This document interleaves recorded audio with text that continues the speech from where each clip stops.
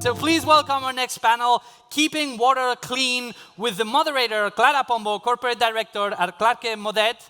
Clara, thank you very much for being here. And she's being joined by her speakers, Eva Jalón, Managing Director at Sacyr Water. Eva, welcome. Javier Martí, founder and CEO of DiviRod. Javier, pleasure having you. Come on, big applause. We can do this. And last but not least, here in person, Patricia Pastor, Managing Director at GoHub. And to join you here on the little screen, let me welcome our invited speaker online. So please welcome the third speaker, Pepin Flux, Business Development from Red Stack in virtual. Hello, Pepin. Welcome. Thank you for joining us. Hello. Buenas tardes, Madrid. Floor is yours, guys. Enjoy. Thank you very much. Hello, good afternoon. Very, very happy to be here, to be moderating this panel today. I think this is just the best panel in the whole of South Summit, the most interesting panel, and also the most relevant and impactful panel. So I'm very, very lucky to have such a varied number of speakers from the corporate side, from the venture capital, corporate venture side, from the startup side. It's all really very interesting. So let me introduce you to the panel. I'm going to start with Eva. Eva Jalón is the Managing Director of Sacyr Water. She's in charge of all the developments in Sacyr in the desalination and basically all the technologies relevant to keep water clean and also to resolve the challenge of water scarcity. Eva, would you like to tell us a little bit more about your current challenges and your role? Well, I've been in Group Sacyr for the last 14 years, but now I'm facing all the challenges related to water, especially we are trying to become a benchmark in innovation and sustainability in every kind of work or management related to water. Thank you very much. So maybe let's move to Pepin. I don't want to leave him at the end just because he's online. So Pepin Flux, he is the business development, also a serial entrepreneur at the moment with Red Stack. This is a startup working now in a number of projects with Sacyr. Let me just please introduce yourself and talk a little bit about your current challenges and project with Sacyr. Thank you so much, Clara, for this introduction. Well, Red Stack at this moment, in fact, is already on a scale-up phase. We started 15 years ago on a technology which is called reverse electrodialysis, which produces renewable energy from the combination of fresh and salt waters. And the same technology can be used also for desalination of waters. And I myself have been attracted as a business development manager since last year, and coming from renewable energy industry, working there for about 12 years, and before that, investor and entrepreneur as well. Thank you very much. Now we're moving to Javier. Javier Martí, he's CEO of DiviRod, which is a startup working on the water technologies to assist with the big water catastrophes and using satellite intelligence to anticipate water issues. Could you tell us a little bit more about your startup and also the project that you're doing with GoHub? Sure. Thank you, Clara, for having me here. So DiviRod is looking at water as a liability, not as a commodity, but we look at the risks of having water in free form. So by understanding precipitation, water on the ground, water in reservoirs, lakes, rivers, we actually can provide a vast amount of information that delivers one of the most valuable proprietary data sets that is going to be built in this era. So we are privileged to have this opportunity. And we can do so because we actually came up with a very scalable and cost-effective technology that enables us to do everything about water. Excellent. And this is also a very inspiring story of a Spanish entrepreneur moving to the US, working with the Spanish corporate. Maybe you can tell us a bit about us, tell us a little bit more about it later. Let's move on to our last speaker, last but not least, Patricia Pastor. She's the managing director of GoHub by Global Omnium. And she's now working in all the technologies related to water and investing also as a corporate venture in several. You also have the Global Water Challenge, which is a very interesting concept. Could you tell us a little bit more about that? Yes, GoHub is the corporate venture of Global Omnium. It's one of the most important utilities of water in the world. Global Omnium is a corporate that has made the digital transformation 15 years ago. Then we are very approached with innovation and new technologies, and we have introduced startups in our corporate through our corporate venturing, because we think that they can make us more competitive, more innovative, and we think that there are three KPIs that they are the facts that we invest in our startups. It's automation of processes, innovation of product, optimization of cost, and it's not only water. Water is our core business, but as we do that in water, we know to do that in sustainable industry. Then the 23 startups that we have now in our portfolio are deep technologies that allow us and allow industries to be more sustainable and to be also more competitive in the whole world. And is why we have invested in DB Road. It's our first investment in USA, because we are based in New York, and we are selling our technologies in all the governments in United States, and DB Road help us to be more innovative and competitive in all the problems that are the territory of USA now. And the reason to launch the Global Water Challenge is because we want to create the largest water hub ecosystem all over the world, and because we know exactly the problems that we have found in the water world, in quality of water, in consumption of water, in all the infrastructures about water, and we want to find the best startups in the world to resolve the problems that the corporates found anywhere in the world. Excellent. So this becoming a more cooperative ecosystem with water involving startups, but involving technology, not just in water, but also in industry related or logistics, etc. That's a very interesting point. Let's move on a little bit more to how this ecosystem is working. So in the case of Sasir Water is having a program to cooperate with startups outside of Sasir, as well as an innovation program inside Sasir. Could you tell us a little bit more how that is working, and some success stories? Innovation is one of the key parameters we are using to grow. We have internal programs. We have, for example, a program called Ingenium, and it's a program we launch with different challenges to all the people in the company. But we think also that we need the collaboration of other people, because the more we are, the more ideas will flow. So we have different kind of collaborations with startups and universities and different centers of research. So for example, we have the iChallenges. This is a program we have every year.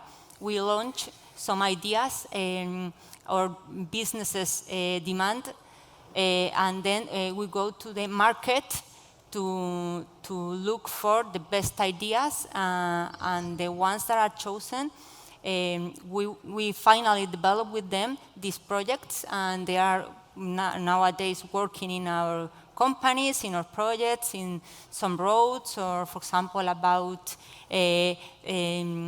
intelligence in toll roads, or sometimes different technologies in water. So we have developed lots of projects with different startups, and all of them have been successful. So we are really happy with the results, and we are betting to continue with these programs.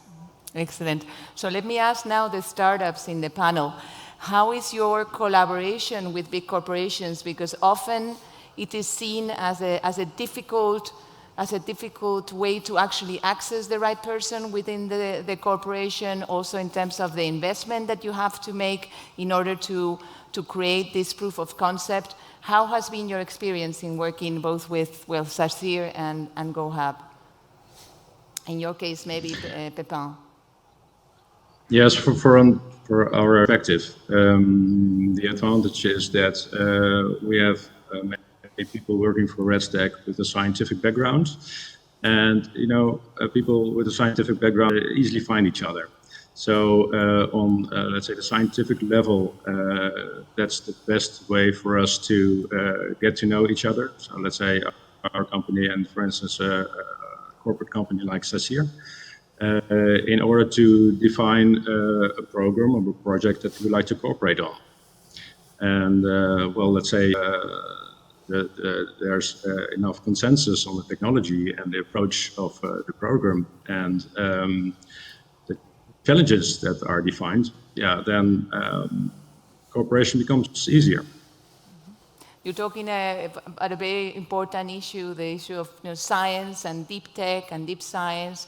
All of these technologies, I understand, are covered by patents, and IP plays an important role, and then you find a way to cooperate because basically you are producing the best science, and corporates are doing this technology transfer into the basically into the market. And so you are both finding a win-win situation where you have the science and you have the access to the markets, and yes, you find a way to cooperate. We have the need and the place where we can locate that project, and where we can develop it, we can prove it, and we can use it. So we have the need, and they have the ideas, the technology. So we finally get to a win-win, collaboration. Excellent. And of course, the corporation needs to be very invested from the top down as well in this process happening, because otherwise everything has been traditionally very closed, and now it's becoming a more collaborative environment. Would you like to add something? Yeah, I think I would say that finding the right investor is actually quite important, because this is like a marriage. So it works or it doesn't work, and you really want to have the best partner for the continuation of this journey. For us, having a partner which is coming from the water sector is very important, because that gives us a possibility to understand the market, understand the customers, and by working with their development team, the business development team, and their sales force, we can actually enter the market in a way which is, as a partner. And it's completely different. When you're a startup, you have absolutely no name, and you have to create your name in the market. So we believe in that, and by virtue of this, we also believe in making very good partnerships. So we have also extended our network of partners to include, top corporations like Deutsche Telekom very recently, Thales, another technology company, which is operating in the US, but it's a European headquarters. We also have a cooperation with Esri, which is giving us the possibility to display the data in ways that is geographically identifiable. And I can continue, but the key theme for us has been to find the right partner to develop technology, to get in the market, and to have the presence and go by the hand of somebody. Excellent. So the importance of smart money as well, and having investors that also, in a way, help you with the business development of finding different uses also to your technology, which is great. Would you like to add something in GoHub?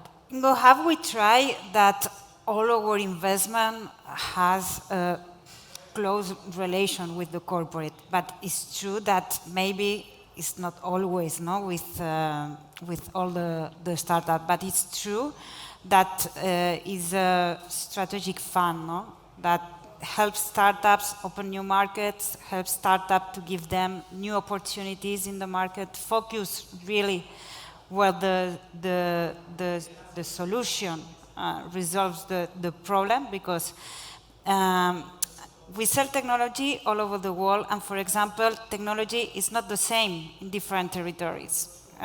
In USA, for example, they are more focused on IoT, EA, predictions, analytics, and if you are a startup that you have, you can resolve that kind of, or your technology is developed in that kind of area, it's interesting to go there, but it's not, for example, for LATAM. LATAM now is a process about digital transformation.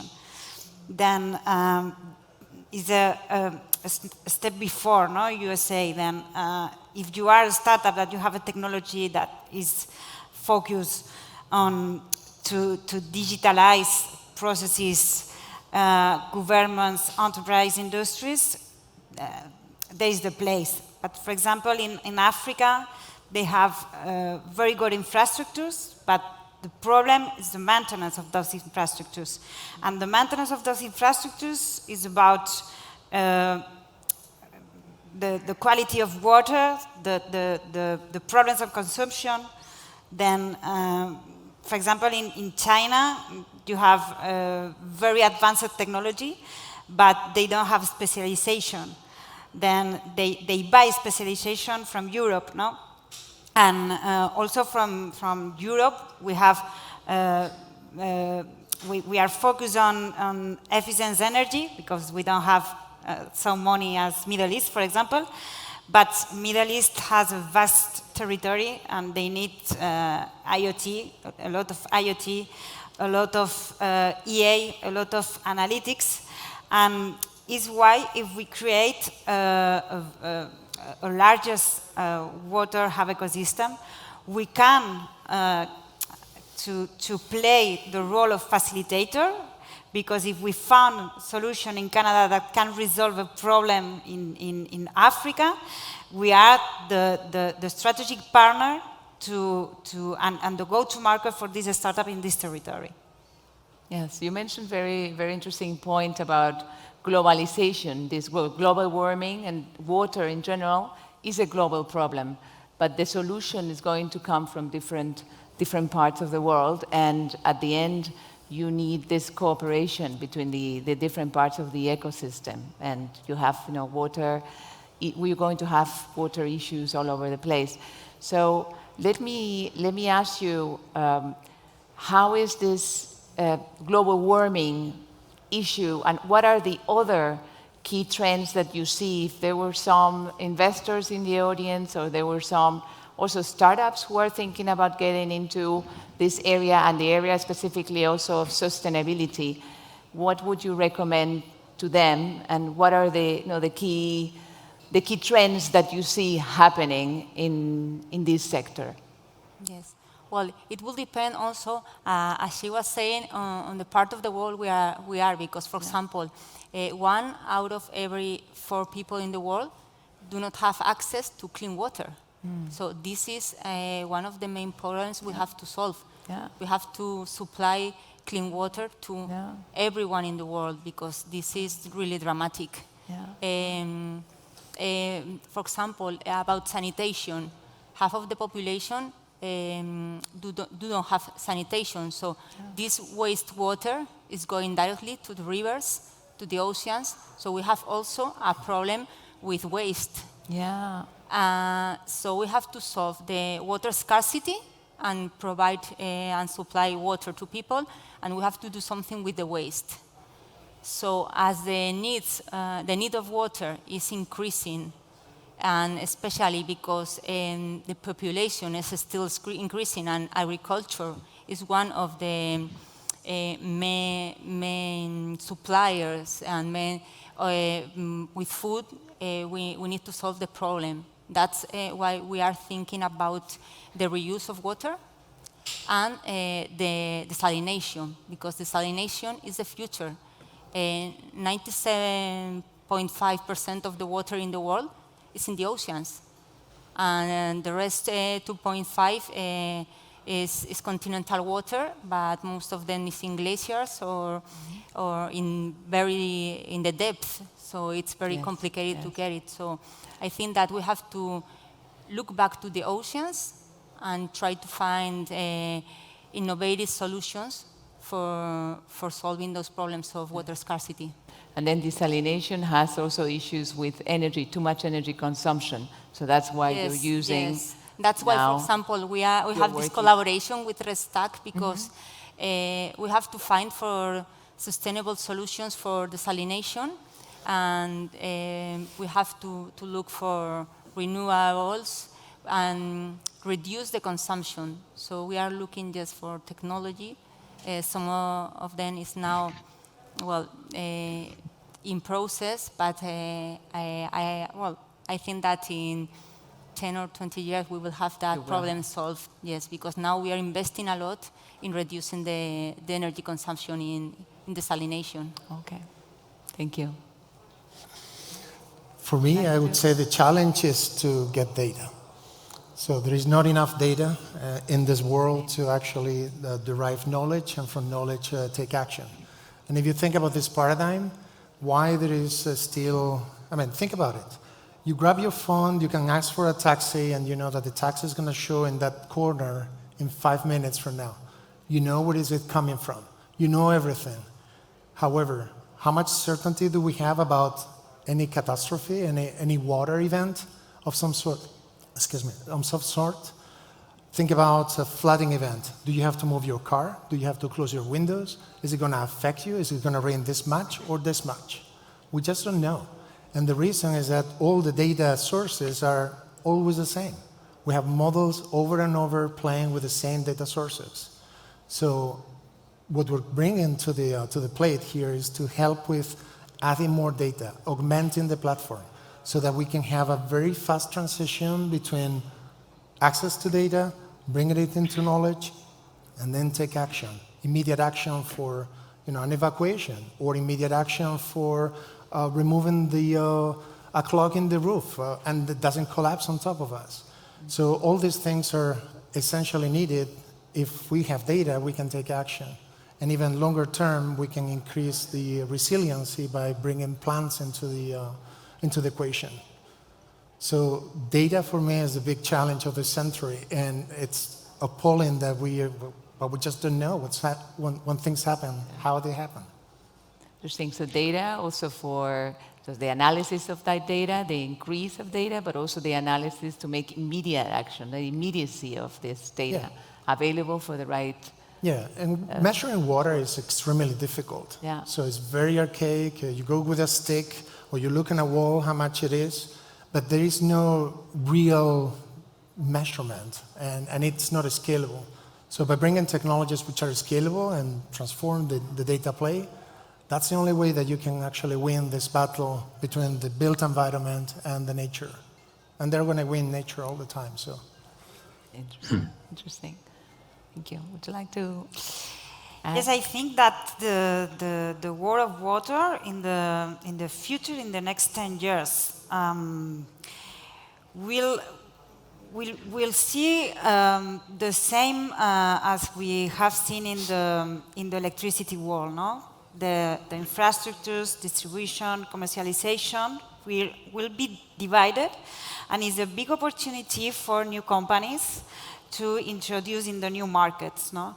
I think that we'll see in the cities concept stores with new hardwares, with no hardware as a service that citizens can buy to improve their homes, the health in their homes, the consumption in their homes.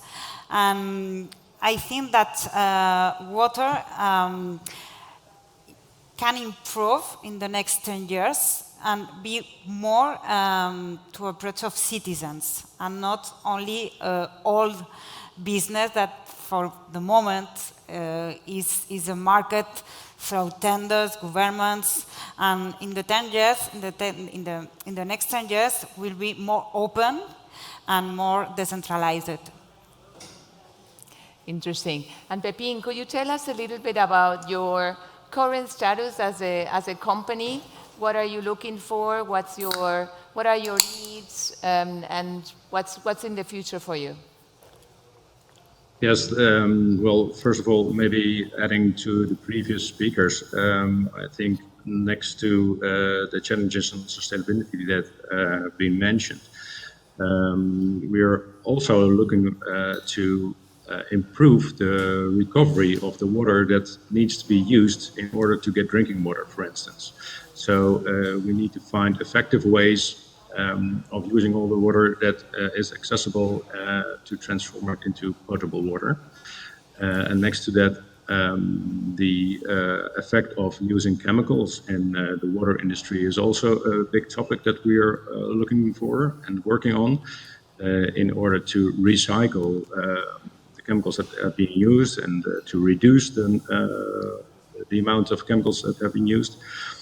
And the last topic I'd like to mention is that also the discharge of desalinated water, so let's say the brine water, also needs to be worked on effectively. Yeah, these are all the three topics concerning sustainability that we are working on and that our technology could add value to. And then bridging your question to what we are looking for, Redstack, next to desalination technology that we have, I also mentioned that we are working on renewable energy production from the combination of saline and fresh waters. This technology has already been proven. It's working on our operational pilot plant for the last 5 years. But the challenge now is to get this upscaled to, let's say, a scale of about 5 megawatts production capacity. And this really is a hard topic concerning finding investors to invest in a technology that has been proven, but still needs to be validated economically. But that, let's say, concerning the status of our company, that's the biggest challenge we face at this moment. Thank you. And maybe for the last very, very short round, I would like to ask each of the speakers to tell you what's coming, what's in the future for you, and what are some recommendations, if you had to give 1-2 recommendations on topics that things that need to happen, or recommendations for people in the audience that might think about getting into the business of water. Well, my advice would be to please save water.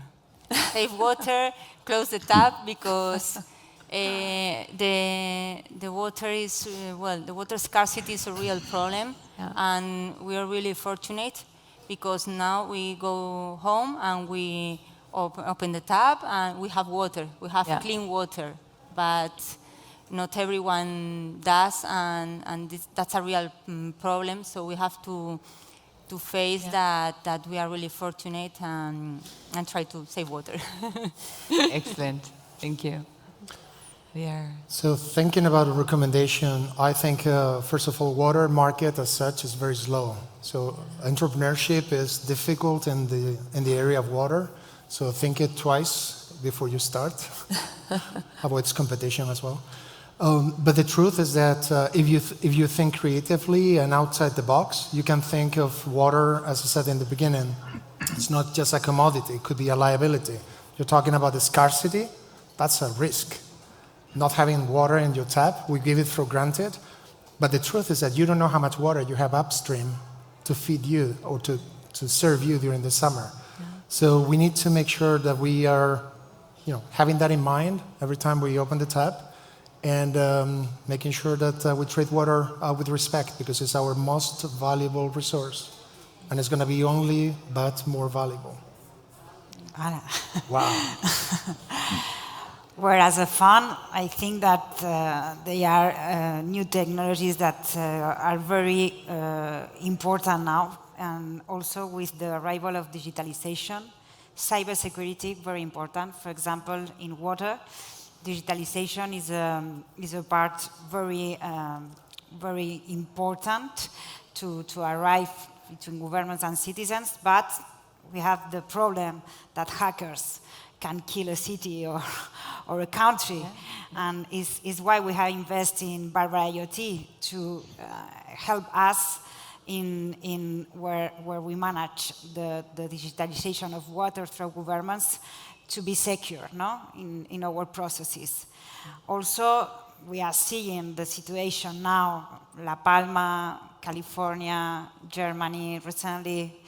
Then DB Road for us is the future, because we live in an area that we can predict and analyze when, where, and why, no, they can arrive, these disasters, and also to avoid them. No?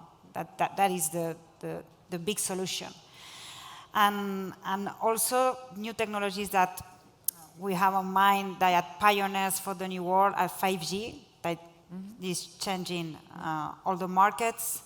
The Edge, that is a new technology that we think that in 5 years will be the revolution of the technology market.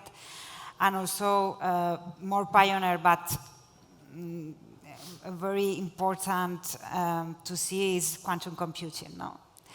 And well, that is what we are working on GoHub. Yes, yes. The truth is technology, prediction models, innovation. Yes, we have to trust that the future will come with these three things. Yes. Excellent. Pepin, would you like to add something? Yeah, I think, let's say more in general, society may come with a price. So the question is, and maybe a challenging question for the entrepreneurs in the audience is, okay, what are we willing to give up? We may